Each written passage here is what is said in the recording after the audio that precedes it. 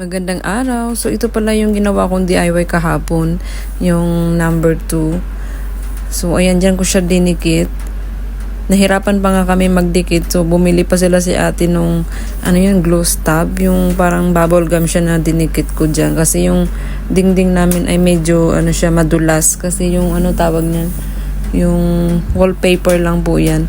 So ayan po ngayon yung celebration ni Arian para sa kanyang birthday bukas. Ito yung celebration ng mga ate ko kasama ko. Tapos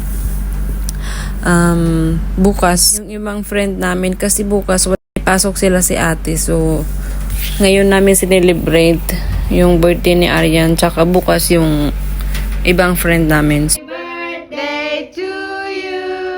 Happy birthday to you. Happy birthday, happy birthday.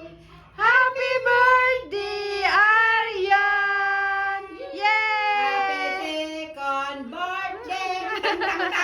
Happy second birthday. Tang tang tang. Happy birthday. Happy birthday. Happy birthday, Arian. Tang tang tang tang. Ayan. Layas na naman. Ikaw na lang birthday. Tang tang tang. Happy birthday, Arian. Tang tang tang. Happy birthday. So ayan nga guys, nahirapan kaming kumuha ng picture sa kuya na to. So ayan nga guys, medyo may bad news po kasi ngayong araw na to nasa trabaho si papa niya.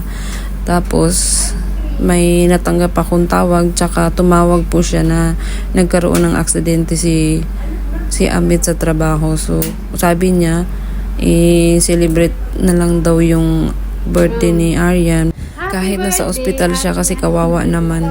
Kasi nung last year hindi naman nakapag-celebrate talaga si Arian ng birthday niya. Ayan guys, simple lang yung birthday niya. Nagluto lang si Muma ng ng lumpia, tapos nagpansit bato kami, tsaka nag-slice lang ng cake.